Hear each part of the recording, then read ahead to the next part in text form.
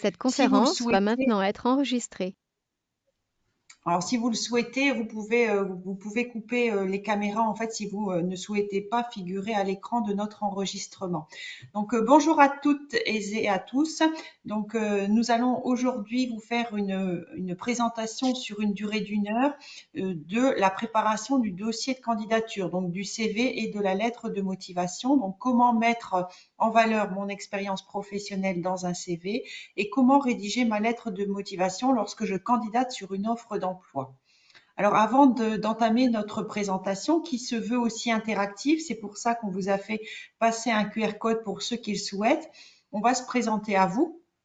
Donc, je suis Christelle Cousin et je suis conseiller mobilité carrière et référent management à la Direction générale des finances publiques pour une population de cadres supérieurs dans la région Nouvelle-Aquitaine.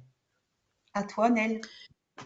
Bonjour à toutes et à tous, je suis Nel Combette-Peter, je suis également conseiller mobilité carrière référent management à la Direction générale des finances publiques. Je suis moi implantée à la Direction régionale des finances publiques et j'accompagne des catégories de cadres de niveau, donc des cadres A, au niveau de la région Nouvelle-Aquitaine. Alors, pour ce qui concerne notre présentation, effectivement, donc je vous ai fait mon partage d'écran et donc vous voyez ici ce QR code. Donc pour ceux qui souhaiteraient encore nous rejoindre avec ce QR code, donc vous pouvez le scanner depuis votre téléphone. Donc effectivement, vous êtes connectés les uns et les autres à la visioconférence et en parallèle, on vous propose, si vous le souhaitez, en fait, de scanner ce QR code pour pouvoir justement interagir au niveau de questions qu'on vous posera au fur et à mesure de notre présentation. Donc, je vous laisse 1 minute en fait pour ce QR code et ensuite on commencera notre présentation. Alors, pour le confort de tous aussi, merci de laisser vos micros fermés et effectivement, continuez à poser vos questions par le chat et par contre, essayez de faire attention aux micros, aux interférences, aux bruits qui peuvent perturber l'intervention. Alors, je vous laisse.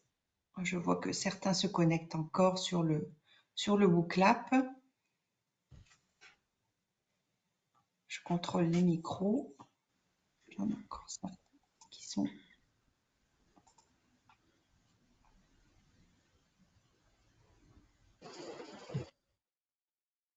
Il y a un micro qui est ouvert. J'arrive pas à l'identifier.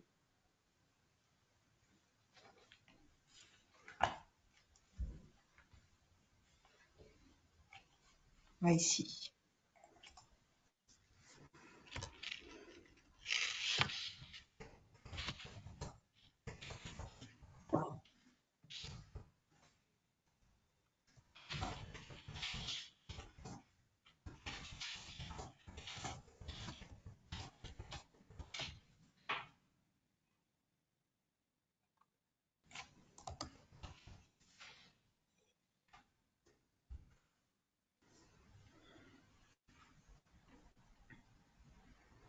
Alors, je précise juste parce qu'il y a une personne dans le chat qui demande quelle est la différence entre les questions posées par l'application et le chat. Donc, le chat, c'est vraiment pour nous poser des questions auxquelles on vous répondra. Là, ce QR code va vous permettre d'interagir, en fait, et vous de répondre aux questions qu'on va vous poser. Hein, et ça permettra de collecter les réponses de cette petite communauté que vous êtes. Hein, c'est deux choses complètement différentes. On va vous donner un exemple très rapidement. Donc là, effectivement, vous voyez sur votre téléphone, vous avez une question qui vous est posée normalement. À quel niveau vous estimez votre degré de maîtrise du CV et de la lettre de motivation sur une échelle de 1 à 10? Donc, il s'agit de vous placer sur le curseur et de valider votre réponse. Et en fait, ça nous donnera la moyenne des réponses en direct.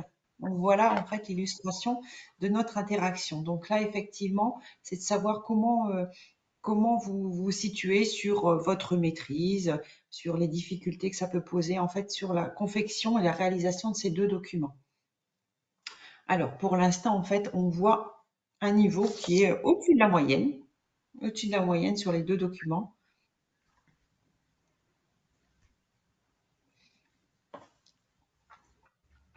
Donc plutôt 5,8 sur les deux, ce qui est un bon niveau quand même.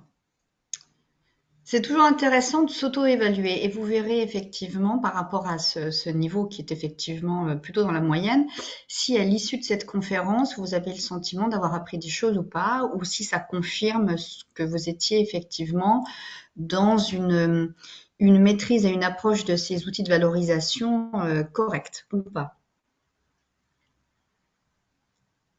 Donc effectivement, on a un taux légèrement supérieur pour le CV. C'est vrai que la lettre de motivation est quand même un exercice peut-être plus difficile que le CV, qui est vraiment une question de méthodologie. Alors, donc on va s'en tenir à cette note. Donc on est plutôt sur une moyenne, allez, on va dire légèrement supérieure à 5, effectivement. Ça veut dire que vous partez pas de rien. Vous avez certainement, pour les uns et les autres, déjà réalisé ce type de document, que ce soit le CV ou la lettre de motivation. Et il y a encore une bonne marge de progrès, on va dire. Alors justement, en fait, sur nos candidatures, au préalable de la rédaction d'un CV et d'une lettre de motivation, en fait, on a à rechercher des fiches d'emploi, des offres d'emploi, et donc notamment, en fait, puisqu'on est sur la quinzaine de l'emploi public, toutes les fiches de poste, en fait, qui vont concerner les 3 fonctions publiques sont concentrées sur un service qui s'appelle choisirleservicepublic.gouv.fr. Effectivement, tous les ministères, toutes les administrations, peuvent avoir leur propre en fait référentiel pour alimenter des offres d'emploi. Quoi qu'il en soit, ces référentiels viennent déverser dans choisirleservicepublic.gouv.fr. Donc, il est très utile pour vous, si vous êtes dans une recherche d'emploi, de pouvoir créer un compte sur ce service. Donc, choisir le servicepublic.gouv.fr et par ce service, donc quand vous allez faire des recherches d'emploi, vous allez pouvoir en fait, par le biais de filtres, de mots-clés, par le biais de filtres qui vont être très différents, pouvoir en fait cibler les offres d'emploi qui correspondent le plus à votre recherche. Donc ça, c'est vraiment le site généraliste. Alors, bien entendu, à côté, vous allez trouver plein d'autres sites sur Internet, et notamment si vous recherchez un emploi dans la fonction publique territoriale, vous avez un site qui s'appelle emploi-territorial.fr, effectivement, où là aussi, tous les employeurs territoriaux alimentent les fiches qu'ils proposent, en fait, sur tous les métiers qui sont proposés. Donc là aussi, vous voyez bien sur le petit bandeau qu'on vous a mis, en fait, à l'écran, que vous avez aussi à créer un compte avec un espace demandeur. Et de la même façon, en fait, les employeurs ont aussi leurs espaces, et ça permet justement, en fait, ça permet effectivement de retrouver toutes les offres à cet endroit. Il y a aussi beaucoup d'offres que vous allez retrouver sur d'autres sites, donc des sites généralistes du privé, notamment France Travail, France Travail qui est le nouveau nom de Pôle emploi depuis le 1er janvier 2024. Donc là, c'est une source extraordinaire d'informations sur les candidatures, sur même la préparation pour le CV, la lettre de motivation. La même façon pour l'emploi des cadres, l'APEC, c'est le parallèle de France Travail pour les cadres. Là aussi, vous allez retrouver beaucoup de choses, y compris aussi sur le site Hello Work, Indeed, Welcome to the Jungle, et également, en fait, vous pouvez aussi retrouver des offres d'emploi sur LinkedIn, puisqu'en fait, ce réseau est un réseau professionnel qui est largement utilisé par des employeurs, et le fait de bien alimenter son compte sur LinkedIn permet de rentrer en contact avec des employeurs directement, en fait, par ce réseau. Donc vous voyez une multitude de sites qui permettent en fait de retrouver des offres d'emploi, et pour vous la nécessité de devoir être très proactif et très réactif aussi par rapport à tout ce qui va être publié, donc avec différentes sources. Alors, sur les principales étapes de la candidature. Oui, merci Christelle. Donc effectivement, lorsque l'on est en recherche de poste, Christelle vient de vous présenter effectivement les différents sites sur lesquels vous pouvez effectivement avoir accès à des offres d'emploi. Mais avant même de rédiger votre CV et votre lettre de motivation, il faut en premier lieu effectivement analyser l'offre d'emploi. Pourquoi? Parce que dans cette offre d'emploi, vous allez avoir vraiment l'expression du besoin du recruteur. Et on vous le redira, votre CV et votre lettre de motivation seront une réponse personnalisée à ce besoin du recruteur. Donc vraiment, la première étape indispensable à faire lorsque l'on candidate, c'est de vraiment bien analyser l'offre d'emploi. Alors, que faut-il regarder sur cette offre en particulier? Il faut savoir effectivement décrypter les informations qui sont sur cette fiche de poste ou cette offre d'emploi. Tout d'abord, vous aurez généralement l'intitulé du poste et la famille professionnelle, c'est-à-dire le domaine fonctionnel dans lequel cette offre s'inscrit. C'est très important de bien regarder l'intitulé du poste parce que vous allez déjà avoir effectivement des informations, rien qu'à sur l'intitulé. Si le poste est un poste de chef de service et nécessite de l'encadrement, si c'est plutôt un poste de chargé de mission. Donc vous voyez, là déjà, vous aurez des informations précises et qui vous serviront pour pouvoir candidater utilement. Vous allez également, dans cette fiche de poste, trouver des informations très utiles sur l'environnement professionnel. Effectivement, dans quel cadre se situe effectivement ce poste? Comment est-il positionné? Est-ce que c'est dans un service opérationnel? Est-ce que c'est un service de direction? Est-ce que c'est un service qui vient d'être créé? Est-ce que c'est un service dont certaines missions vont être transférées? Donc, vous avez des informations qui sont très importantes à collecter sur la fiche de poste. Également sur les modalités de travail, vous pouvez avoir des précisions. Bonjour. Vous pouvez avoir des précisions sur du télétravail possible ou alors peut-être du travail en mode hybride parce que peut-être que vous aurez effectivement une organisation du service qui sera répartie sur différents sites. Donc tous ces éléments sont vraiment très très précieux. Vous regardez bien évidemment sur la fiche de poste quelles sont les missions, les activités dévolues au service dans lequel se situe le poste sur lequel vous allez donc candidater. C'est important effectivement de bien comprendre ce qui est attendu de vous au niveau des activités qui seront donc à mener. Enfin, les compétences et les qualités attendues. Une fiche de poste est toujours structurée de cette façon avec effectivement une présentation du service, voire de la structure en règle générale, une présentation des missions et puis il y a une partie très importante qui est les attendus du candidat au regard des compétences, des qualités que le recruteur souhaite trouver chez ce candidat. Il y a 3 types de compétences qui sont généralement bien distinguées. Il y a les savoirs, les savoir-faire et les savoir-être. Les savoir-être qui sont les compétences comportementales. Alors, on va justement vous questionner à ce sujet pour savoir si vous savez distinguer ces 3 types de compétences. Est-ce que ça vous parle? Donc là, effectivement, vous avez à l'écran 3 compétences et on vous demande d'associer chacune de ces 3 compétences à un domaine de compétences. Donc, capacité à se comporter de manière adaptée dans un contexte donné. À votre avis, est-ce qu'il s'agit d'un savoir, d'un savoir-faire ou d'un savoir-être?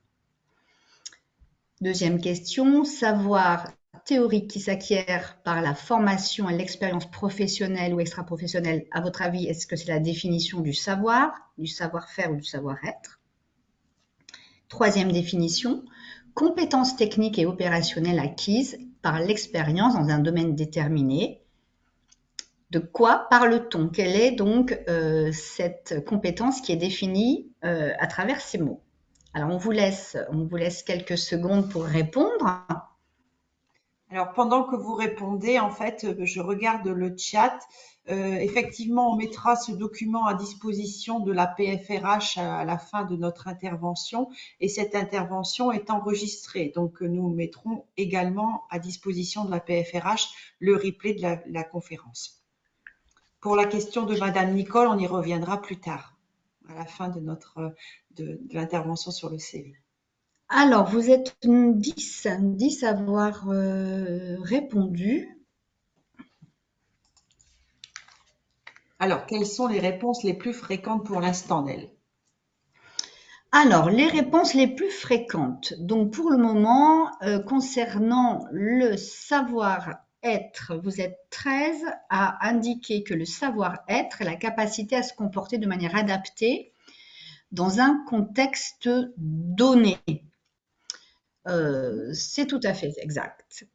C'est de la bonne réponse. Vous êtes donc 12 à indiquer que le savoir est un savoir théorique qui s'acquiert par la formation et l'expérience professionnelle ou extra-professionnelle.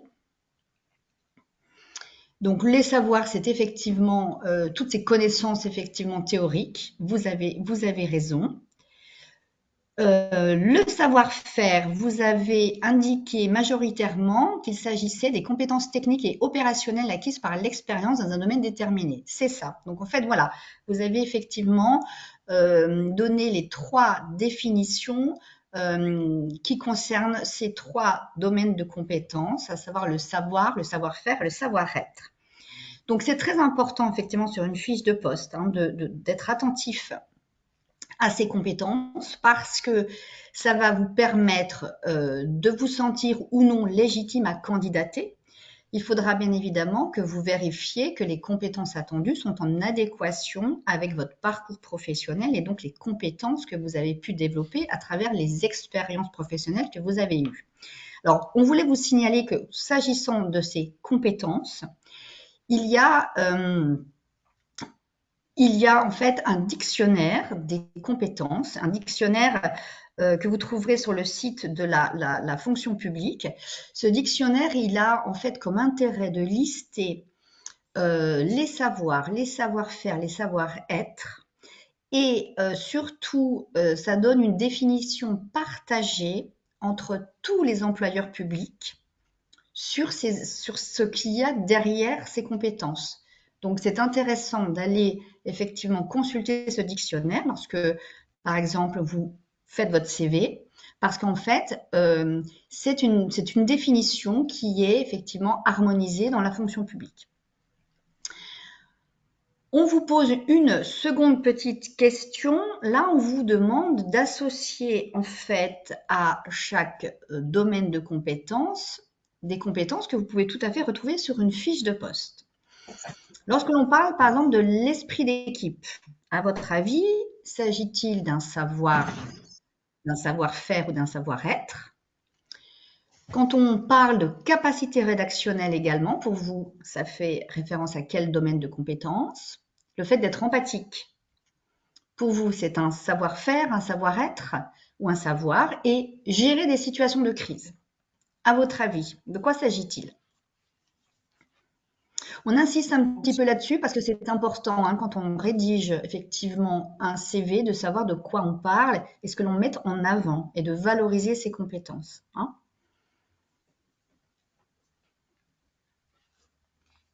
Et dans la valorisation de vos compétences, ayez toujours en tête que tout ce que vous allez indiquer dans les documents, que ce soit au niveau du CV ou de la lettre de motivation, doit pouvoir être illustré, puisque cet après-midi, on fera la suite, en fait, la conférence sur l'entretien de recrutement. Il ne faut pas, en fait, mettre en avant des compétences qu'on ne peut pas illustrer lors d'un entretien. Il faut toujours être sincère dans les compétences qu'on valorise et avoir une bonne idée de notre niveau de maîtrise de ces compétences.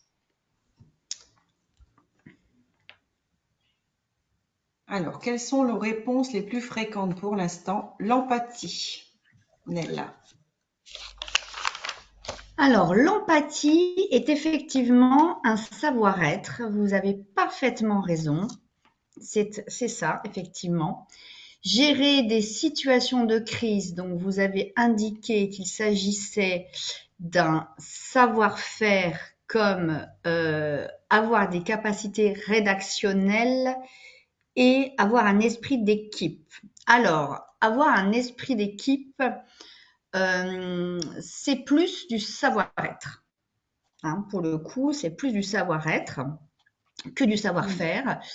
Les capacités rédactionnelles, alors attendez, donc l'esprit d'équipe, du savoir-être, vous avez raison, majoritairement, vous avez mis 83% savoir-être. Les capacités rédactionnelles, effectivement, c'est du savoir-faire, ça peut s'acquérir tout à fait par des techniques. Donc, c'est du savoir-faire. Être empathique, c'est du savoir-être, vous avez raison. Et gérer des situations de crise aussi, c'est du savoir-faire. Vous avez complètement raison. Il y a d'ailleurs des formations sur la gestion de situations délicates. Donc, c'est du savoir-faire. Vous avez donc effectivement bien compris les différences entre ces compétences. Christelle vient de vous dire à l'instant qu'il était important aussi d'avoir une connaissance de son niveau de maîtrise de ses compétences parce que ce qui est aussi à collecter sur la fiche de poste, il est parfois indiqué pour chacune des compétences le niveau requis. Je ne sais pas si vous savez, mais les employeurs aussi publics se sont entendus sur 4 niveaux de compétences qui va de la notion en passant par la maîtrise, l'application, la notion, l'application, la maîtrise et l'expertise. Donc, en fait, ces 4 degrés de compétences vont, en fait, de la connaissance de base avec une application à des situations tout à fait simples, ça c'est la notion, et puis l'expertise, là, on attend un référent qui sera capable de faire évoluer, de transmettre ses compétences. Donc, il faut être attentif à cela parce que parfois, vous pouvez avoir des formules comme niveau expertise requis ou des informations comme des aptitudes marquées pour le management. Donc, vous voyez, il faut vraiment être très, très attentif à ce qui est indiqué, encore une fois, parce que c'est le besoin du recruteur. Et on vous questionnera de toute façon par rapport à ça si vraiment il y a un écart important. Donc, ayez ce réflexe de regarder également le niveau de maîtrise des compétences. D'autres informations sont à collecter sur la fiche de poste, notamment sur le poste, mais aussi la structure dans laquelle ce poste se situe.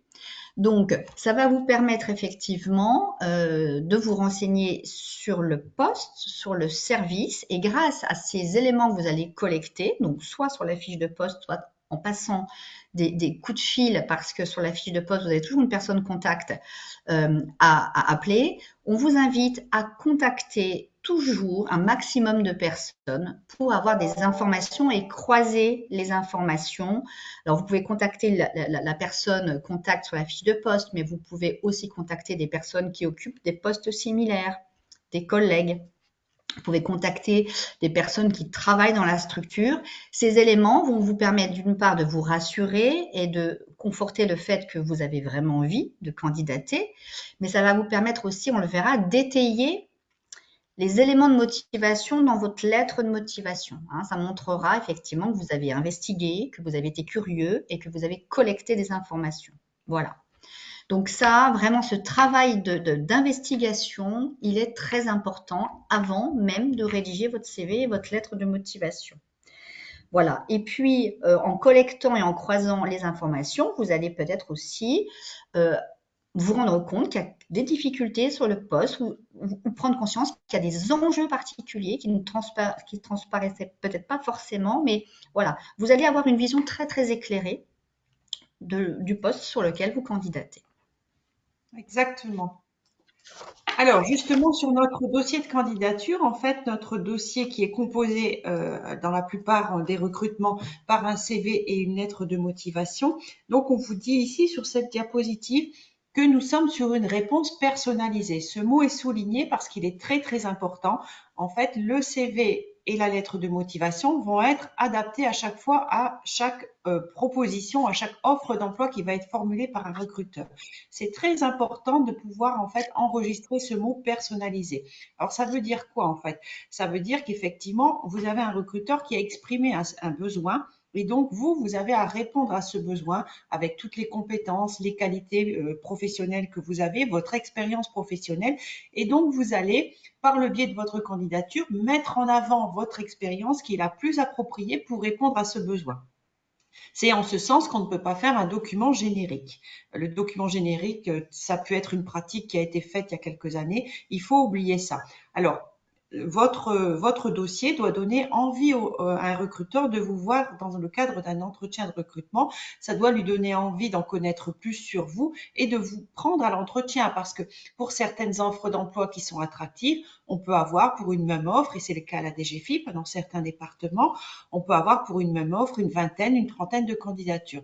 Il va sans dire que le recruteur ne peut pas faire 30 entretiens. Et donc, il fait déjà une présélection sur le dossier. Donc, c'est votre image, c'est la première image et ça sera peut-être la dernière si vous ne la soignez pas. Donc, c'est très important de soigner ce dossier parce qu'on ne sait jamais combien il peut y avoir de candidatures pour une offre d'emploi qui va être proposée. Alors, quand on regarde un petit peu la composition du dossier, le CV, lui, va être un descriptif forcément de votre passé professionnel, de tout ce que vous avez pu faire, des compétences que vous avez acquises, que vous avez développées, que vous avez renforcées, des chantiers emblématiques que vous avez eu à réaliser pendant votre parcours professionnel. Pour autant, la lettre de motivation, elle, ne va pas faire doublon avec le CV. C'est là la grosse erreur de beaucoup de candidats. La lettre de motivation est tournée vers le futur. Donc, elle va correspondre à votre projet professionnel à venir avec le recruteur justement qui vous propose son offre. Donc, ça permet effectivement dans cette lettre de motivation d'expliquer votre démarche, votre projet professionnel, bien entendu de dire qui vous êtes avec vos compétences, mais aussi de vous projeter sur ce poste avec votre motivation et les intérêts professionnels pour l'offre qui est devant vous. Donc, dans les conseils qu'on peut vous donner sur la rédaction de ces deux documents, c'est d'éviter de faire des généralités, des mots valises. En fait, il faut vraiment mettre des mots simples, en fait, qui vous correspondent. Alors, vous allez dire, c'est compliqué, parce que finalement, en fait, ça veut dire qu'à chaque fois, on doit refaire un CV, à chaque fois qu'on va avoir une nouvelle offre. Alors, la petite astuce qu'on peut vous donner, c'est de vous faire un document générique où vous allez reprendre toutes vos expériences professionnelles et justement, avec justement en parallèle, sur cette expérience professionnelle, quels ont été mes travaux, comment j'ai été en responsabilité, quels ont été mes résultats, à quoi j'ai participé d'un petit peu anecdotique sur ces différentes expériences. Et puis aussi, si je dois faire le point avec le dictionnaire interministériel des compétences, quelles sont les compétences que j'ai acquises sur ce poste, comment je les ai développées, comment je les ai renforcées, quelles qualités personnelles j'ai dû mettre en œuvre dans ce poste-là.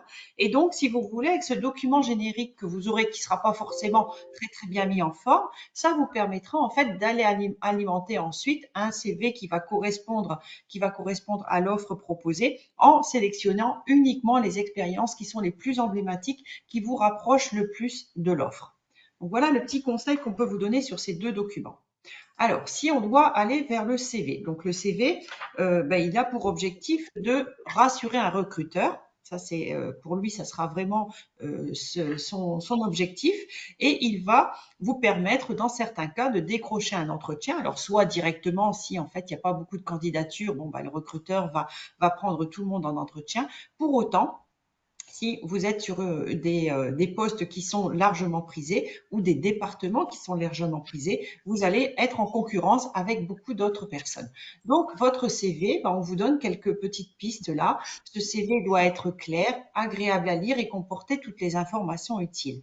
Donc, effectivement, on ne peut plus se passer dorénavant de logiciels, d'aides qui vont nous permettre en fait de faire un CV qui va être agréable à lire, qui va être un peu coloré, qui pourra être original dans certains cas.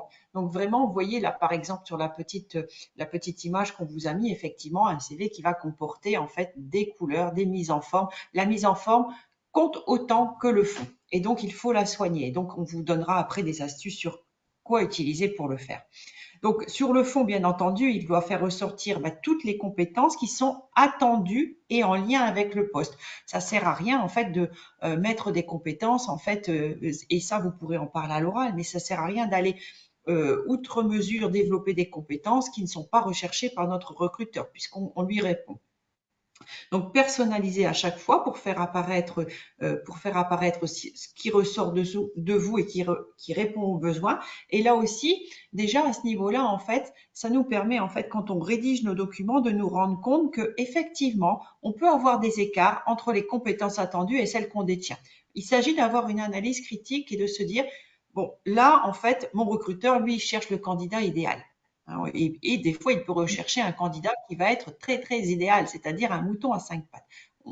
On ne peut jamais être le mouton à 5 pattes. Tout autant, il faut savoir en fait se dire, ben voilà, moi sur 100% de ce qui est demandé, ben peut-être que j'ai 70%, 75%, et je suis légitime à candidater. Sur les écarts, ben je mesure ces écarts et je me dis quelle stratégie je vais mettre en place en fait pour pouvoir proposer, dire bon, je candidate, je sais que j'ai des marges de manœuvre ou je sais que j'aurai de la formation à acquérir, mais pour autant je suis très motivée et je pense que voilà, je suis candidat idoine. Donc ça, c'est un travail, vraiment un travail d'analyse qu'il faut faire justement pour, ben, si on n'a pas 100% des cases cochées, comment on fait en fait pour rassurer, toujours le même mot, rassurer notre recruteur sur ce qui n'est pas coché. Donc, ce CV va présenter avantageusement vos compétences au regard de votre expérience professionnelle et dans l'idéal, effectivement, on demande de faire un CV sur une page assez synthétique. Ça démontre déjà votre esprit de synthèse au maximum sur 2 pages. Mais vraiment, l'idéal, c'est de pouvoir présenter cette candidature sur une page. Alors, quelques conseils justement parce qu'il faut faire esprit de synthèse et donc ça, c'est pas toujours évident quand on a un parcours professionnel qui est assez large et qu'on a envie de tout dire en fait à un recruteur, hein. C'est ça aussi. On a toujours ce paradoxe de vouloir dire beaucoup de choses alors que finalement, bah, il faut pouvoir choisir dans nos expériences celles qui vont être les plus opportunes pour le recruteur. Alors, pour gagner de la place, donc choisir un bon style de CV et on vous dira après sur quel site vous pouvez faire ça. Avoir un CV personnalisé par candidature. S'il y a vraiment un mot à retenir aujourd'hui, c'est personnaliser les candidatures, hein. Vraiment, pour le recruteur, c'est essentiel. Utiliser des puces, des listes pour faire en sorte que ce soit moins rédigé, que ça prenne moins de place. Peut-être si vous avez beaucoup d'expérience, enlever des expériences qui sont trop anciennes ou qui ne sont pas en adéquation avec les besoins du poste. Euh, Pas de trop longue énumération des diplômes. Alors ça, c'est à nuancer. Ça dépend où vous en êtes dans votre carrière. Bien entendu, s'il y a une grande carrière et que vous cherchez un poste en mobilité, ben, bien entendu, en fait, vous allez privilégier l'expérience professionnelle et peu importe finalement la formation qu'on a pu avoir, sauf le dernier diplôme. C'est pas la même chose pour quelqu'un qui est en début de carrière, pour un étudiant qui lui va postuler, qui devra mettre en avant un parcours universitaire en fait universitaire ou un parcours d'études. Donc là, il faut voir bah, en fonction de là où vous en êtes, comment vous valorisez en fait la formation. Sur les informations complémentaires, on fera un petit focus après. Il faut qu'elles soient utiles aux recruteurs. Et tout ce que vous allez indiquer dans cette rubrique informations complémentaires sera questionnable par le recruteur. Donc, quand vous indiquez quelque chose, vous le faites? Pourquoi vous le faites? Qu'est-ce que vous espérez par rapport à ça? Donc ça, c'est toujours la question qu'il faudra se poser. Alors, pour faire la différence, donc on va essayer d'attirer le regard du recruteur. Et pour ça, en fait, on peut faire quelque chose dans notre CV qui s'appelle l'accroche. Donc, on vous redit quelques mots juste après, justement, sur cette accroche. Qu'est-ce qu'on met dans une accroche? Bien entendu, bah, dans notre démarche, nous, de rédaction, il faut essayer de se mettre à la place de notre recruteur et de se dire, bon, voilà, il faut que je fasse des documents qui soient compréhensibles, lisibles et qui répondent à ses besoins. Donc, vraiment, faites preuve d'empathie par rapport à lui. Et vous allez cibler dans l'offre d'emploi ou dans la fiche de poste, il y a des mots-clés qui vont ressortir. On va avoir des mots-clés sur les compétences, sur les qualités, des mots-clés en fait sur beaucoup de choses. Ces mots-clés, il faut pouvoir en faire un recensement au niveau de l'analyse de la fiche de poste que Nel vous a détaillé tout à l'heure et on doit retrouver ces mots-clés dans votre dossier, que ce soit dans le CV, que ce soit dans la lettre de motivation. À vous de les placer judicieusement et bien entendu, vous les placez si vous vous retrouvez dans ces mots-clés, hein, puisqu'on vous a dit tout à l'heure, il faut toujours illustrer les choses. Donc, ces deux documents vont vous demander bah, effectivement d'avoir un esprit de synthèse. Et c'est déjà là où vous allez montrer votre esprit de synthèse en fait par rapport au recruteur. Alors, sur les différents types de CV, donc les CV, donc trois principalement en fait, on va évoquer les trois premiers, mais là je vous en ai mis 6. Donc le CV antichronologique. Alors c'est le CV qui va présenter ben, le parcours pro avec des rubriques, avec les expériences et les expériences des plus récentes aux plus anciennes et avec les formations. c'est un CV qui est le plus généralement utilisé par les candidats. En tout cas, c'est ce qu'on voit dans, je dirais 90% des cas, hein, 90% des cas. Donc, ça peut être une structure de CV idéale, mais il y a aussi d'autres façons de faire. Alors, ça permet effectivement d'avoir une grande clarté au niveau du déroulé du parcours, d'avoir une transparence vis-à-vis du recruteur. Pour autant, bon, bah, l'originalité est limitée, hein, puisque en fait, on n'a pas une approche par les compétences. Ça veut dire que si on s'en tient aux expériences avec quelques aspects, ben, on va pouvoir indiquer nos compétences dans ce type de CV. Et très fréquemment, les personnes qui utilisent ce type de CV mettent en fait un pavé compétences sur le côté en fait pour décrire les compétences.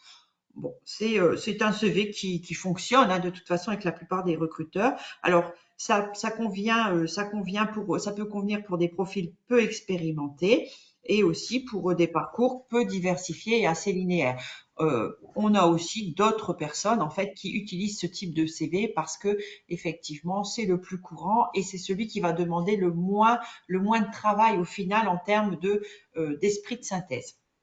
Alors, à contrario, le CV par compétences, lui, va être centré sur les compétences professionnelles. Donc, lui, il va faire abstraction de la chronologie au bénéfice de la compétence qui va structurer l'expérience professionnelle. Donc, c'est un CV qui permet de gagner de la place et qui permet d'avoir une approche qui va être appréciée par des recruteurs, mais néanmoins, ça peut être moins intuitif pour un recruteur qui a l'habitude de voir des CV chronologiques, en fait. Alors, c'est beaucoup plus exigeant à construire pour un candidat, mais pour autant, c'est un CV en fait qui va être beaucoup plus riche, qui va permettre d'avoir une originalité et qui va permettre de se dire j'ai un candidat qui est vraiment très conscient des compétences qu'il peut me proposer et qui peut illustrer ça par rapport à son expérience professionnelle. Donc, deuxième profil de CV possible. Et enfin, un CV mixte, ben, ça va permettre de mixer ce CV antichronologique et ce CV par compétence.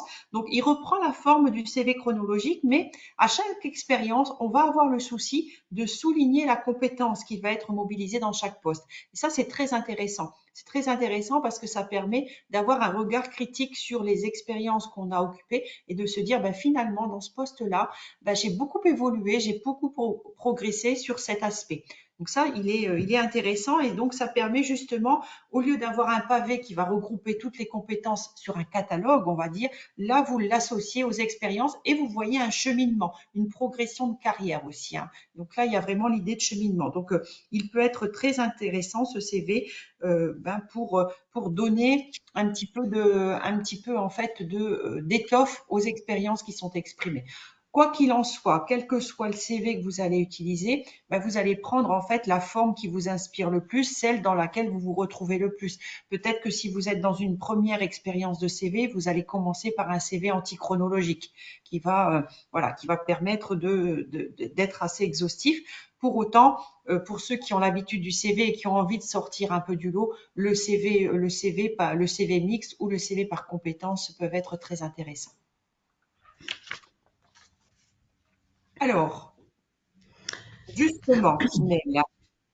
Alors, justement, on vous a mis deux CV, vous voyez, il y a donc un CV en noir et blanc et un CV donc en couleur qui a été donc travaillé avec un logiciel. On voudrait vous poser la question suivante. Vous êtes recruteur spontanément. Vers quel CV vous vous dirigez? Quel est le CV qui a votre préférence? Alors, vous nous répondez effectivement. Compliqué. Là, on est bien d'accord, hein, on n'est que sur la présentation, on n'est que sur la forme, mais ça a de l'importance parce que il faut toujours avoir un peu de compassion pour le recruteur et comme disait Christelle, parfois sur un poste, notamment sur des villes qui sont très attractives comme Bordeaux, on peut avoir des dizaines et des dizaines de candidatures à étudier et rien que le CV, hein, c'est-à-dire que un CV attirant ou pas peut parfois vous permettre d'être présélectionné pour un entretien. Donc, c'est vraiment quelque chose qu'il faut travailler. Donc, vous êtes majoritairement à dire que le CV sur lequel il y a de la couleur, sur lequel apparaît une photo est plus agréable effectivement à regarder et c'est évident que ce CV est à privilégier par rapport à ce CV noir et blanc tout à fait classique qui manque certainement de dynamisme et qui semble plus fastidieux à lire parce que les informations ressortent beaucoup moins. Donc, en fait, on va vous donner quelques exemples de sites que vous pouvez aller consulter et qui seront effectivement des mines en fait de modèles de CV qui sont généralement gratuits et dont vous pouvez vous inspirer pour créer votre CV. Votre CV, ne serait-ce que par le graphisme que vous aurez choisi, va parler de vous. Donc, c'est aussi un moment où vous faites plaisir et vous soignez effectivement ce CV. Donc, il y a différents sites. Donc, il y a des sites comme Canva. Il y a des sites également comme CV Designer, Diagorian, qui est plutôt un site qui vous permet de faire des CV plutôt avec une entrée compétences. Voilà, on vous a mis donc Hello Work, on vous a mis différents sites. À vous vraiment d'aller un petit peu découvrir ces différents sites et de choisir celui qui vous convient le mieux et qui vous semble le plus proche de votre personnalité. Voilà, donc c'est vraiment un moment où vous pouvez aussi donner libre cours à votre créativité tout en restant dans quelque chose de correct, je dirais de professionnel. Mais voilà, faites-vous plaisir et puis allez vous inspirer des modèles parce qu'aujourd'hui, il y a beaucoup, beaucoup de modèles de CV. Donc ça, c'était vraiment pour la... Ouais, et vous voyez par exemple là en bas sur Hello Work, en fait, c'est un CV que j'ai réalisé en 2-3 minutes, en fait, en 2-3 minutes quand je suis allée sur ce site. Donc là, si vous avez votre CV générique, vous pouvez très vite aller alimenter en fait ces zones. Donc là, en fait, ils ont ce type de CV là. Vous changez les couleurs, vous pouvez interagir sur les rubriques et donc très rapidement, ça vous permet de faire des CV gratuitement. Après, il y a des sites qui sont payants, bien entendu. C'est à vous de choisir celui qui vous correspond le mieux. Et vous voyez, si vous tapez CV directement dans un moteur de recherche sur Internet, vous allez avoir des milliers de ressources, en fait, pour vous aider à la rédaction de ce document. Donc, on ne l'a pas précisé, mais un CV, c'est en principe une page. Évitez les CV qui font 2-3 pages. Hein. Et c'est bien pour cela, comme vous l'a dit Christelle, qu'il va falloir, même si vous avez un parcours professionnel très riche, il va falloir faire des choix, faire des tris dans vos expériences, dans vos compétences, pour ne faire ressortir que ce qui peut effectivement avoir un lien direct avec les attendus de l'offre d'emploi. On a une question, pardon. Selon vous, quelles sont les rubriques les plus importantes dans un CV? Le CV, vous allez le voir, comporte différentes rubriques. Donc, selon vous, qu'est-ce qui est le plus important? Donc, vous avez le choix entre les informations complémentaires. Quelle est l'importance dans un CV selon vous? L'accroche, les langues, l'expérience professionnelle et les aptitudes. Alors, vous êtes en train de répondre. Donc, l'accroche, on voit que l'accroche est importante et vous avez raison, on va en reparler. Ça a une place effectivement très importante dans le CV.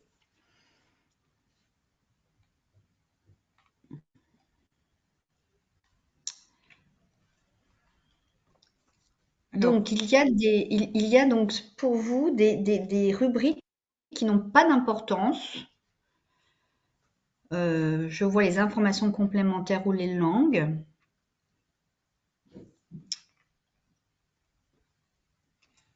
Alors, Justement, par rapport à ça, vous avez bien identifié effectivement les deux rubriques qui sont importantes sur les informations complémentaires et les langues. Ça peut être anecdotique, comme ça peut être important suivant le poste sur lequel on postule. Quoi qu'il en soit, essentiellement, vous avez les bonnes réponses sur ce qui est essentiel dans un CV. Alors, justement, Nel, par rapport aux données personnelles. Alors, par rapport aux données personnelles, il y avait une question tout à l'heure dans le chat, donc on va y répondre maintenant. Donc, Oui. effectivement, les données personnelles, elles sont importantes parce qu'effectivement, elles doivent comporter notamment votre identité, savoir qui postule. Donc, généralement, effectivement, vous avez l'indication de votre nom, de votre prénom, alors soit en haut du CV, soit dans une petite rubrique en bas avec vos coordonnées. Alors, indispensable de mettre des adresses qui permettent de vous contacter, adresse mail, numéro de téléphone professionnel, mais également numéro de téléphone personnel. L'adresse personnelle, c'est à votre convenance, je dirais. On nuance un petit peu parce que parfois, ça peut desservir, ça peut vous desservir dans une candidature. On en parlera tout à l'heure concernant les motivations à candidater sur le poste. Il ne faut pas se tromper de motivation. Et parfois, lorsque vous candidatez, c'est bien légitime sur un poste pour un rapprochement, par exemple familial, pour approcher de votre résidence familiale. Lorsque l'on voit que vous êtes en poste en Dordogne et que vous mettez votre adresse à Bordeaux, le recruteur aura peut-être cette tendance à dire qu'il y a aussi cette raison qui vous pousse à candidater. Donc, l'adresse personnelle, c'est à vous de voir, elle n'est pas obligatoire, mais en tout cas, il faut à minima une adresse mail et une adresse professionnelle. Voilà. Permis de conduire, oui, ça peut être utile sur certains postes où effectivement vous avez besoin de vous déplacer. Donc, le permis de conduire est à indiquer sur le CV. Votre âge, comme votre situation familiale, n'est pas du tout obligatoire. Donc ça, c'est vraiment vous qui voyez si vous souhaitez partager ces informations avec le recruteur ou pas, mais vous n'avez aucune obligation de l'indiquer. Concernant la photo, eh bien la photo, ce n'est pas non plus obligatoire. C'est à vous de voir. En tout cas, si vous choisissez de mettre une photo, mettez une photo qui vous valorise et qui soit professionnelle. Donc, on insiste là-dessus parce qu'effectivement, on ne pourrait pas concevoir d'avoir sur un CV une photo en bord de plage. Voilà, hein, donc vous mettez vraiment une photo dans laquelle vous êtes vraiment dans une posture de professionnel, une photo où vous regardez bien en face et qui vous avantage plutôt. Voilà, donc ça c'est pareil, c'est vraiment vous qui voyez si vous avez envie de partager tout de suite votre photo avec votre recruteur ou pas. Ça peut être intéressant quand même de mettre une photo parce que lorsque vous arrivez à l'entretien de recrutement, eh bien, il y a une reconnaissance qui se fait déjà plus facilement. Voilà. Mais ça, il n'y a pas d'obligation dessus. Hein. C'est vraiment vous qui voyez comment vous sentez les choses. Et pour certains, la photo, la dernière fois, j'ai eu une personne que je suivais qui m'a indiqué, bah oui, en fait, eh bien, je suis allée chez le photographe pour faire ma photo professionnelle. Et c'est vrai qu'on voit la différence entre ce qu'on a pu faire, en fait, avec un selfie ou une photo qui a été faite par un photographe et qui connaît bien, en fait, ce domaine-là. Donc, voilà, si vous avez loisir de le faire, c'est quand même assez positif de le faire. Alors, on va passer là sur l'accroche. Donc, alors l'accroche, vous avez dit tout à l'heure que c'était une rubrique qui était essentielle. Alors effectivement, c'est un petit plus dans un CV parce que ça va permettre de, quelque part, en une phrase, en un petit paragraphe, de refléter les motivations qu'on a pour occuper un poste donné. Ça va permettre d'éclairer un projet professionnel ou de faire un résumé, par exemple, un résumé en fait, un résumé très très court en fait de qui je suis, de ma carrière, de mes qualités essentielles. Donc, on peut y faire figurer des compétences clés, des compétences spécifiques, parce que sur certaines offres d'emploi, en fait, on peut avoir à valoriser des compétences spécifiques, ce qui permet de nous différencier des autres dans une candidature. Donc, beaucoup de choses qui peuvent être faites dans une accroche. Ça peut être un petit pitch vendeur, en fait. Hein. Par exemple, si on postule sur un emploi commercial, forcément, un petit peu notre enseigne, en fait, hein, si vous voulez, notre coup de pub, le coup de pub, en fait, on peut le voir comme ça. Alors, on va vous donner quelques exemples d'accroches. Donc, ces accroches peuvent être un sous-titre, des mots-clés, des résumés de carrière ou aussi un mixte entre différentes choses. Donc là, par exemple, quelqu'un qui va indiquer mes compétences et qui, en 5 mots, va dire managérial, logistique, commercial, pédagogique. Une autre personne qui a un petit peu une citation ou alors c'est comment dire, sa motivation, emporter l'adhésion de l'équipe pour atteindre ensemble des objectifs, mes atouts. Donc là, vous voyez, quelqu'un qui va mettre en avant des atouts. Je suis organisée, rigoureuse, j'ai un excellent relationnel et je suis toujours souriant. Ouverture d'esprit, fort sens du relationnel, développé au gré des mobilités fonctionnelles. Et puis une autre personne qui met « Je suis responsable adjoint confirmé, 9 ans d'expérience dans le domaine du prêt-à-porter féminin, dont 5 ans de poste de directrice adjointe et 2 ans en tant que directrice de magasin. » Donc vous voyez, là, c'est vraiment ce petit paragraphe, cette ligne qui va faire un peu la différence, qui va montrer que peut-être vous atteignez directement ou vous répondez directement à un ensemble de besoins qui vont être exprimés dans une offre d'emploi. Donc, c'est le petit plus qui fait la différence. C'est pas obligatoire, mais c'est quand même largement apprécié. Alors, justement, est-ce qu'il faut mentionner toutes ces expériences professionnelles dans un CV? Donc, il y a une question qui est relative à ça, hein, de Madame Donguet, qui dit, est-ce qu'on doit mettre toutes nos expériences par rapport à tout ce qu'on vous a dit?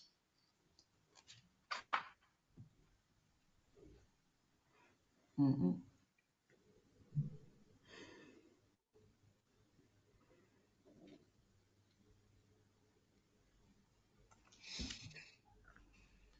Alors, il va sans dire que si vous avez un parcours professionnel qui est débutant, vous allez pas pouvoir vous exonérer de mettre toutes vos expériences, c'est certain. Mais à partir du moment où on a 15, 20, 30 ans de carrière, là, il faudra faire du tri. Là, c'est certain qu'on ne pourra pas tout mettre.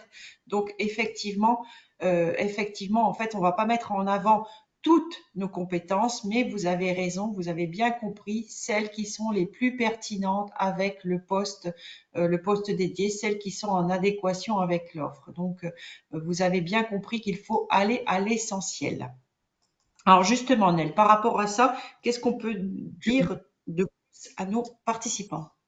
Oui, alors juste, je réponds à la question, le numéro de téléphone, c'est essentiel de mettre un numéro de téléphone sur un CV.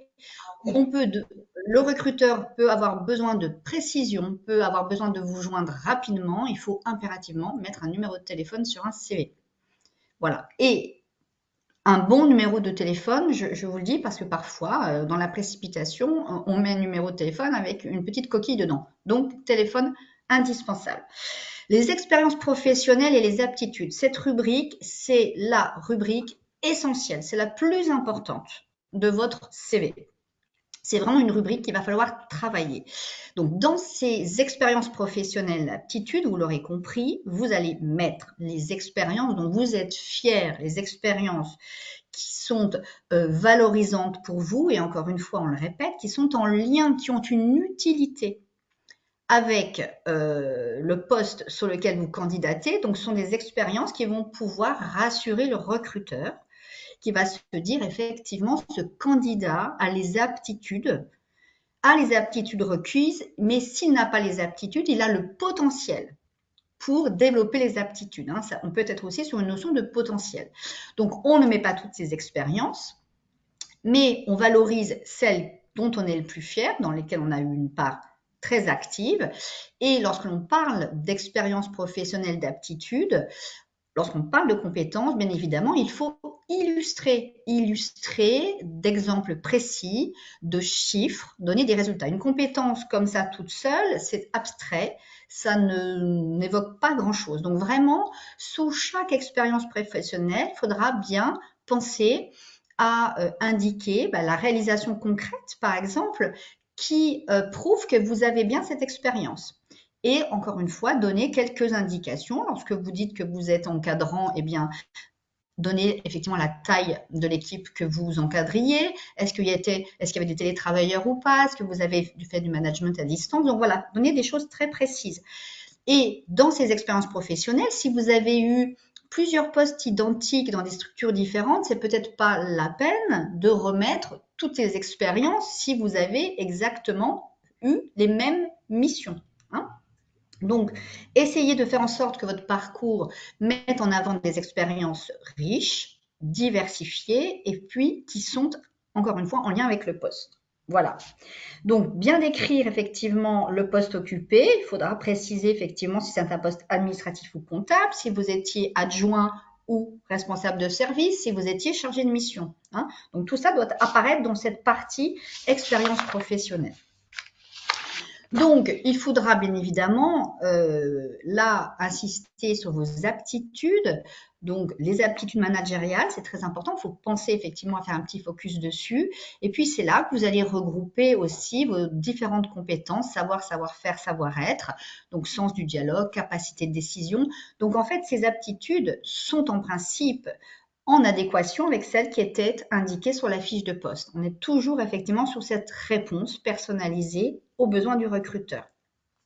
Et donc là, on vous le redit, citez des réalisations auxquelles vous avez participé et qui viennent effectivement confirmer, conforter la compétence que vous avez indiquée dans votre CV. Et puis, valoriser ce que vous avez réussi à conduire comme projet, comme changement. Voilà, toutes ces choses-là sont effectivement à mettre en avant. Surtout, on vous l'a dit, soyez sincère, soyez honnête, ne gonflez pas votre CV d'expérience que vous n'avez pas ou de compétences que vous n'avez pas parce que ça risque de vous mettre dans une situation délicate si on vous questionne en entretien dessus. Voilà, donc soyez vraiment vrai. Hein, soyez vrai dans votre présentation de parcours professionnel. Le cursus, la formation universitaire. Donc, on va effectivement mettre ce qui peut être intéressant et ce qui va pouvoir effectivement permettre aux recruteurs, encore une fois, de se dire que vous avez tout à fait le bon profil. Donc, on ne va pas mettre tous ces diplômes, on met généralement le diplôme le plus élevé. Hein. Si vous avez, par exemple, un BTS, on se doute que vous avez un bac, donc ce n'est pas la peine de remonter jusqu'au baccalauréat. Mettez le diplôme le plus élevé, indiquez les formations que vous avez suivies et qui ont un lien avec le poste occupé, notamment si vous postulez sur un poste de chef de service, vous aurez vraiment intérêt à valoriser toutes les formations que vous avez pu suivre dans la gestion de conflits, dans le management à distance, dans le management tout court. Donc voilà, valoriser la formation continue et la formation initiale en lien avec le poste. Vous pouvez aussi valoriser dans cette partie-là les formations que vous avez dispensées. Vous pouvez avoir une activité annexe de formateur. Donc, n'hésitez pas à mettre aussi dans cet onglet les formations que vous avez dispensées. Voilà. Je pense que pour cette rubrique, c'est à peu près tout. Voilà. Alors, sur les informations complémentaires. Donc, nos informations complémentaires, ce sont des informations qui vont être questionnables par le recruteur et ces informations complémentaires doivent être utiles pour le recruteur. Donc, à votre avis, en fait, dans ce qui vous est proposé ici en termes de suggestions, quelles sont les informations qui peuvent être utiles à renseigner dans un CV? Donc, on vous a fait plusieurs propositions. Je suis jury pour des concours, j'aime la randonnée, je suis marathonien, j'aime la lecture, je sais très bien cuisiner, je suis trésorier d'un club sportif, je suis mentor. À votre avis, qu'est-ce qui est utile de dire à un recruteur? Alors, je suis trésorier d'un club sportif, vous semblez assez unanime sur cette expérience-là. Je suis jury de concours, je suis mentor et alors, je suis marathonien, ça ressort bien aussi. Alors, j'aime la randonnée beaucoup moins, j'aime la lecture également, je sais très bien cuisiner également. Alors, effectivement, en fait, hein, vous voyez, c'est toutes les activités extra-professionnelles, en fait, qui seront utiles pour un recruteur. Parce que, par exemple, vous allez postuler sur un poste où vous allez avoir à manager une équipe, sauf que ça sera peut-être le premier poste sur lequel vous allez postuler en étant manager. Alors, bah, ça pourrait effrayer un recruteur de se dire, bon, bah, finalement, cette personne n'a pas l'expérience ou les compétences requises, mais ça ne veut pas dire qu'à contrario, en fait, à l'extérieur, vous n'êtes pas président d'une association ou trésorier dans une association. Et là, ça veut dire effectivement que vous développez de fortes compétences managériales, en fait, dans votre sphère privée. Donc, c'est intéressant de dire à un recruteur ce que vous avez comme activité de bénévole, de pompier volontaire, de tout ce qu'on peut faire en fait dans une activité associative ou des associations aussi culturelles. Si vous êtes jury de concours, pour certains, ben, effectivement, ça démontre que au-delà du cœur de métier sur lequel vous êtes, vous avez aussi à cœur de faire des activités qui soient utiles à la collectivité. Si vous êtes mentor, là aussi, c'est l'esprit d'entraide, l'esprit d'équipe, le fait de transmettre ses connaissances à quelqu'un. Donc là, c'est très, très utile de le mettre. Le marathonien, vous avez raison aussi, puisque le marathonien, c'est quelqu'un qui aura un très, très fort goût de l'effort, qui va se préparer pour un événement qu'on ne peut pas improviser, en fait. Si on arrive à improviser un marathon, c'est qu'on est très fort. En général, sur cette distance-là, on a besoin d'un programme de préparation et donc ça va dénoter de beaucoup de qualités personnelles en fait, le marathonien. Donc ce sont des choses utiles à indiquer. Après, sur la randonnée, sur la lecture, sur le je sais très bien cuisiner, en général, c'est pas questionnable ça et ça n'apporte rien à un recruteur en fait.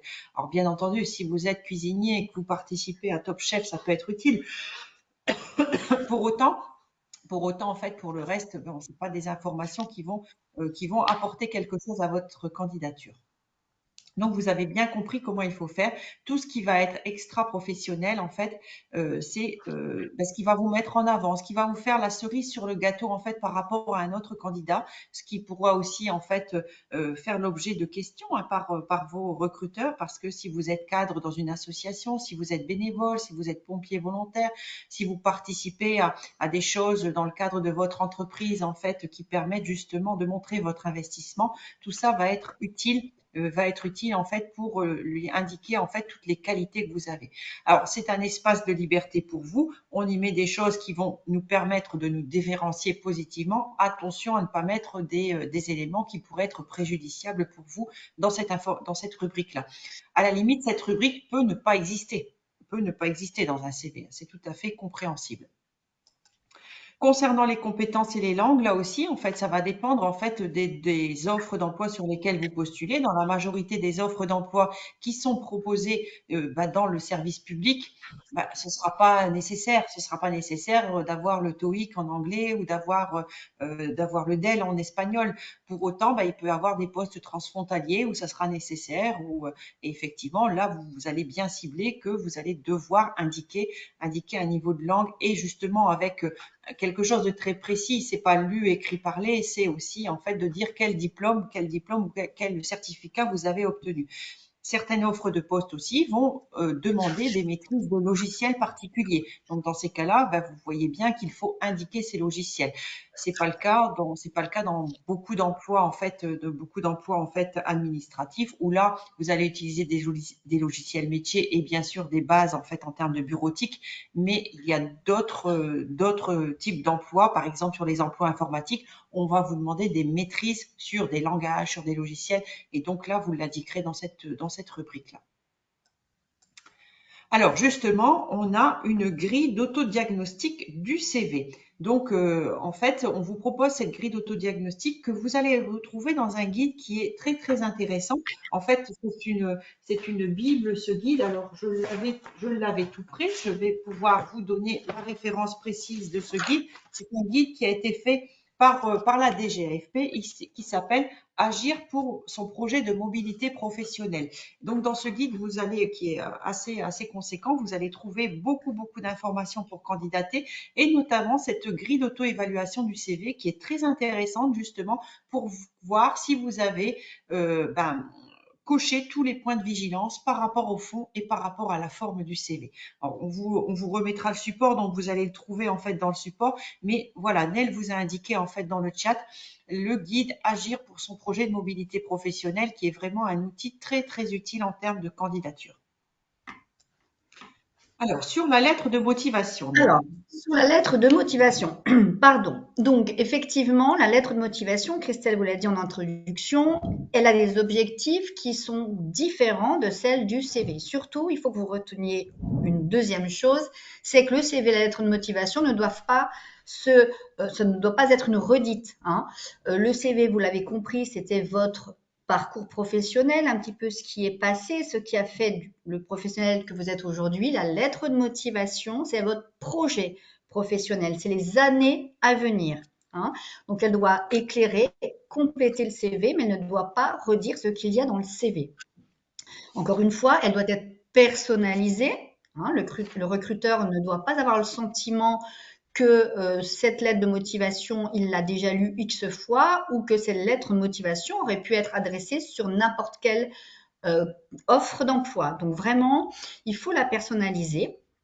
La lettre de motivation, elle a en fait comme objectif de vous mettre en valeur. C'est aussi un outil de valorisation de vous, mais elle va surtout parler, cette lettre de motivation, de votre personnalité, revenir un petit peu sur les expériences riches et valorisantes, mais c'est surtout votre personnalité et la motivation à candidater sur le poste. Elle doit effectivement retranscrire les éléments qui vous poussent à demander un entretien pour candidater sur ce poste. Donc, c'est vraiment la motivation, hein. Et cette lettre de motivation, bien évidemment, il faut la travailler parce que lorsque, par exemple, il y a un peu une égalité, je dirais, entre deux candidats au niveau de ce dossier de candidature, eh bien, une lettre de motivation soignée peut faire la différence et peut vous distinguer et vous permettre effectivement d'être reçu en entretien, en entretien de recrutement. Alors, il n'existe pas de modèle type, mais on va quand même vous parler de la structuration, puisqu'il y a quand même une structure à adopter dans une lettre de motivation. Alors, qu'est-ce qu'il ne faut pas faire dans une lettre de motivation? Alors, surtout, éviter de commencer par je. Généralement, on commence une lettre de motivation en rappelant le poste sur lequel effectivement on candidate, hein. Donc, il faut vraiment plutôt effectivement dire le poste que vous proposez a attiré mon attention ou vous recherchez un chef de service, ta, ta, ta, ta, ta, ta. Donc, ne commencez jamais votre lettre par je. On ne va pas reprendre encore une fois l'intégralité du CV, hein. Le CV, il est là, il est dans le dossier de candidature, donc ça ne sert à rien de reprendre le CV. Et puis, il ne faut pas se tromper de motivation. Par là, effectivement, il ne faut vraiment pas mettre en avant des motivations qui seraient liées à votre confort, hein. Voilà, on a évoqué le rapprochement familial, ça peut être légitime, mais ça peut être un levier de motivation, mais il faut qu'à côté, vous puissiez indiquer que c'est la mission qui vous intéresse, que c'est le service qui vous intéresse, que c'est le fait de relever de nouveaux défis, de nouveaux challenges qui vous intéressent. C'est le fait d'encadrer une équipe, par exemple, plus importante. Voilà, donc il faut vraiment mettre en avant des éléments de motivation qui soient entendables et qui soient vraiment en cohérence avec votre projet professionnel. Alors, ce qu'il convient de faire, en revanche, effectivement, c'est mettre en avant ce qui vous motive à postuler. Donc, ça peut être les enjeux, la problématique, les intérêts de la mission, et encore une fois, comme je l'ai dit tout à l'heure, les défis, hein, qui représentent des difficultés, et vous pouvez exprimer effectivement que vous avez besoin, vous, de vous challenger, d'acquérir de nouvelles compétences, de toujours vous enrichir, voilà, de progresser, d'évoluer. Donc, il y a tous ces éléments de motivation à faire valoir. Il faut effectivement que dans cette lettre, on valorise aussi les compétences que vous avez effectivement acquises, que vous puissiez démontrer ces compétences en y insérant une réalisation, par exemple un exemple de réalisation probant. Et puis parler de vous. C'est vraiment vous. Il faut parler un petit peu avec son cœur. Et c'est vraiment le recruteur, il veut venir à votre rencontre, il veut savoir qui vous êtes. Donc voilà, il faut vraiment mettre un peu de soi dans la lettre de motivation. Il faut vous dire qu'elle n'aurait pas pu être écrite par quelqu'un d'autre et qu'elle n'aurait pas pu être écrite pour un autre poste, hein. Donc vraiment, c'est vous et c'est pour répondre aux besoins du recruteur. La forme de la lettre de motivation, comme le CV, une page. Une page maximum, elle ne doit pas être trop longue. Là non plus, on ne dit pas tout. On doit donner envie au recruteur de vous rencontrer Et on doit donner envie au recruteur d'en savoir plus. Donc, il faut qu'elle soit percutante, il faut donner quelques informations, mais ne pas tout dévoiler pour effectivement pouvoir avoir un échange dans le cadre d'un entretien. Elle est structurée toujours de la même façon, une en-tête, une introduction. Donc l'en-tête, c'est effectivement votre pavé avec votre identité. Il y a toujours une introduction, le corps de la lettre de motivation dont on va vous parler, qui répond effectivement à une structuration bien précise, et puis la formule de politesse à la fin. Dans une lettre de motivation, utilisez des formules positives. Hein. Évitez les négations parce que ce n'est pas valorisant. Et puis là, pas tellement de fantaisie hein, sur la lettre de motivation. On essaye de faire quelque chose qui soit simple, qui soit agréable à lire, qui soit un petit peu espacé, éviter de faire quelque chose de trop condensé. Donc voilà, quelque chose de très clair, de lisible. Et puis, soigner l'orthographe. C'est toujours vraiment très mal perçu de trouver des fautes d'orthographe dans les lettres de motivation. Donc, faites relire votre lettre de motivation par quelqu'un comme votre CV, mais voilà, faute de syntaxe, faute d'orthographe, à bannir, à bannir. En Exactement. parlant de... Pardon, Christelle. Vas-y, Nel. En parlant de structurer la lettre de motivation, on vous demande là, selon vous, quelles sont les différentes parties que l'on doit trouver dans une lettre de motivation? Comment est-ce que tout cela s'articule? Donc là, il y a je vous parle de vous, de votre offre, j'envisage ce que nous pourrons faire ensemble et je vous parle de moi, j'ai compris où je candidate, je sais qui je suis. Donc, donc ça, ce sont vraiment les parties que l'on doit retrouver dans une lettre de motivation. Mais à votre avis, dans quel sens ces trois parties doivent-elles s'enchaîner? Oui, on a un petit peu débordé en fait. On vous demande encore 10 minutes pour ceux qui peuvent rester avec nous pour finir cette conférence. On est bavarde. Voilà. Et effectivement, la lettre de motivation, c'est une page. Alors, c'est sûr que c'est court et c'est pour ça qu'il faut être percutant dans la lettre de motivation. Les lettres de motivation qui font deux, trois pages, le recruteur n'a pas le temps de lire en fait tout ça. C'est bien ce qu'il faut se dire. Alors, vos réponses. Alors, les réponses, je vous parle de vous, de votre offre, je vous parle de moi et j'envisage ce qu'on peut faire ensemble. Dans la majorité des répondants ont répondu ça et c'est la bonne réponse. C'est la bonne réponse. Effectivement, Annelle vous l'a dit, on commence pas par parler de soi, on commence par dire au recruteur qu'on a compris quel est le poste qu'il nous propose et qu'est-ce qu'on y voit comme enjeu, comme défi, comme voilà, comme intérêt sur ce poste-là. Alors justement, sur le fond de la lettre de motivation, donc dans notre introduction, on va parler du poste visé. Je vous parle du poste visé en 5 ou 6 lignes maximum. Donc on peut resituer ce poste dans un environnement plus grand. On peut déjà voir quels sont les enjeux qui vont être indiqués justement dans l'offre d'emploi. Dans l'offre d'emploi, on vous décrit beaucoup de choses.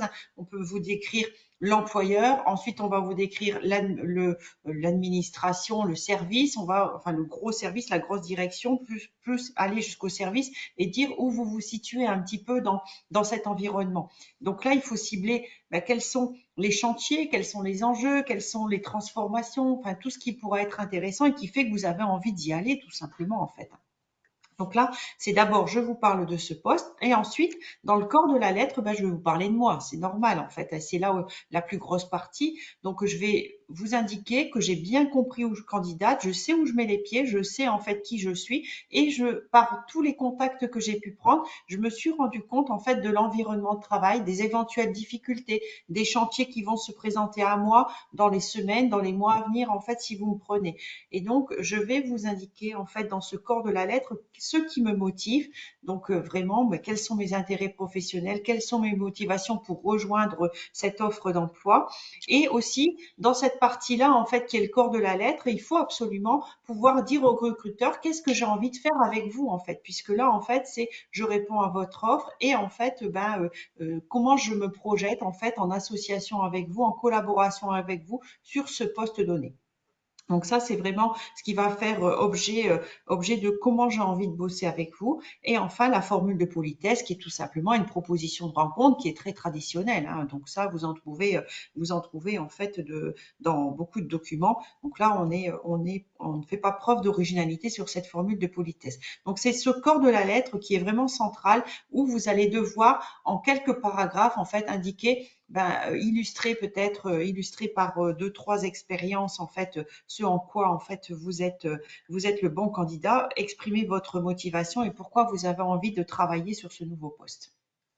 Donc ça, c'est vraiment le fond de votre lettre. Donc respectez bien cette chronologie. Alors de la même façon que pour le CV, on a aussi une grille d'auto-évaluation de la lettre de motivation.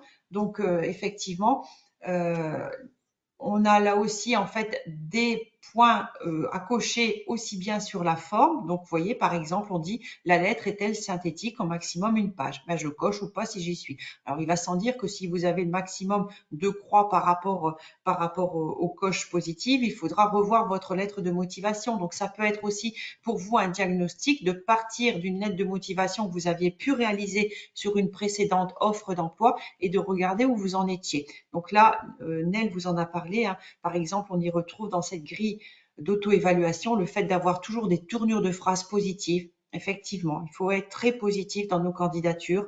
Est-ce que vous avez une bonne vision du métier? Est-ce que vous avez compris? C'est ça. Est-ce que vous avez compris le poste? Est-ce que vous avez compris par rapport à ce que vous avez déjà cerné dans l'offre d'emploi, mais aussi par rapport aux contacts que vous avez pu prendre? Tout ce qui est orthographe, syntaxe, les accords, les fautes. Vous pouvez faire relire, bien entendu, vous pouvez faire relire votre lettre de motivation. En aucun cas, ne la faites rédiger par quelqu'un d'autre parce que ça se verra. Et de la même façon, si vous utilisez ChatGPT, voilà, on va voir en fait que ça ne vous correspond pas forcément.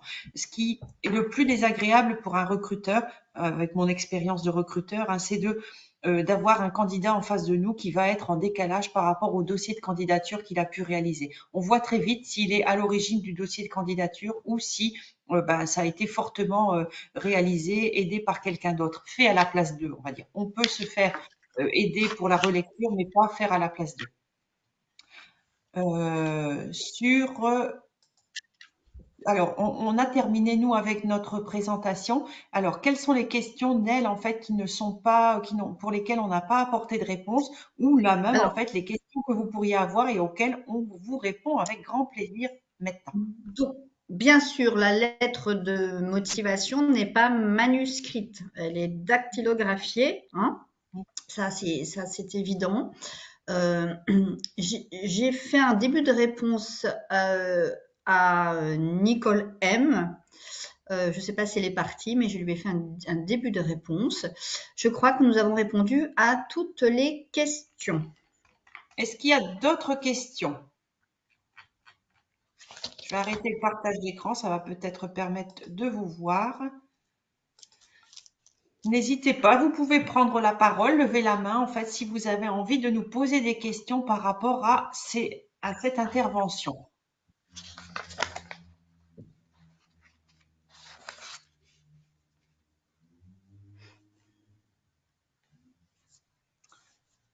Alors n'hésitez pas, hein. Franchement, on est encore à votre disposition quelques minutes. Alors cet après-midi à 14h15, on poursuit par une conférence en fait sur l'entretien de recrutement, comment se préparer pour l'entretien de recrutement. Alors Madame Donguet nous dit il y a du travail. Effectivement, c'est pas évident, hein, de rédiger des dossiers de candidature, et notamment si pour les uns et les autres vous êtes fonctionnaire, de plus en plus les administrations en fait recrutent par ces dossiers de candidature, ce qui n'était pas forcément le cas auparavant. Et donc, il y a beaucoup à faire en termes de progression, c'est certain. C'est certain. Mais en tout cas, les uns et les autres, peut-être vous pouvez bénéficier de conseils, que ce soit auprès d'un conseiller un conseiller France Travail, sur les sites. Hein, franchement, allez sur les sites, sur Hello Work, sur France Travail, sur énormément de sites. Vous avez beaucoup, beaucoup. Alors, CMC, ça veut dire Oui, conseiller pardon. mobilité. C'est conseiller mobilité carrière. Donc ça, c'est effectivement des professionnels qui accompagnent donc les personnels sur leur projet d'évolution, sur leur projet de mobilité, leur carrière. Et certains sont référents management comme Christelle et moi également sur le développement de leur pratique managériale. Mais il peut y avoir dans les collectivités des conseillers en évolution professionnelle. C'est à peu près la même chose. Ce que je voulais juste vous dire par rapport à la motivation pour finir, il faut vraiment vous poser cette question toute simple. Pourquoi j'ai envie de candidater? Et vous mettez tout ce qui vous vient à la tête sur une feuille, parce que vraiment, c'est la question essentielle. Et moi, des fois, lorsque j'accompagne des agents et je leur pose cette question, pourquoi vous voulez candidater sur ce poste? En fait, ben, parfois, ils ne savent pas trop m'expliquer pourquoi. Donc, pour préparer votre lettre de motivation, il faut vous questionner, prendre le temps de la réflexion. Qu'est-ce qui me pousse à candidater sur ce poste? Qu'est-ce qui m'anime? Qu'est-ce que je veux y trouver? Qu'est-ce que je pense pouvoir apporter? Donc ça, c'est extrêmement important. Est-ce qu'il y a encore des questions, soit par chat, soit oralement? Ah Ah non, non, surtout non, n'allez pas acheter une corde. non, C'est pas le, non, c'est non, pas le non, c'est pas but. le but. C'est pas le but. On ne voudrait pas. Je vous assure, c'est vraiment de la méthodologie. C'est vraiment de la méthodologie. La première fois, ça peut paraître un petit peu dur, mais comme vous l'a dit Christelle, à partir vraiment de votre CV générique qui est la retranscription fidèle de tout votre parcours professionnel, vous allez vous dire, ah bah tiens, cette expérience-là, elle est intéressante parce que j'ai développé telle compétence et je vois que sur la fiche de poste, on recherche cette compétence. Hop, donc je mets cette expérience dans mon CV. Finalement, c'est un jeu. Vous allez piocher dans votre parcours professionnel ce qui sera utile. Donc, c'est un exercice, une petite gymnastique qui au départ peut paraître compliquée, mais après vous allez voir, ça se fait assez bien. En tout cas, on vous remercie pour votre participation et donc pour ceux qui le souhaitent, on se retrouve tout à l'heure sur la visio pour l'entretien de recrutement. Merci à vous. Merci beaucoup. Très bonne fin de Merci. matinée. Au revoir. Merci beaucoup. Au revoir.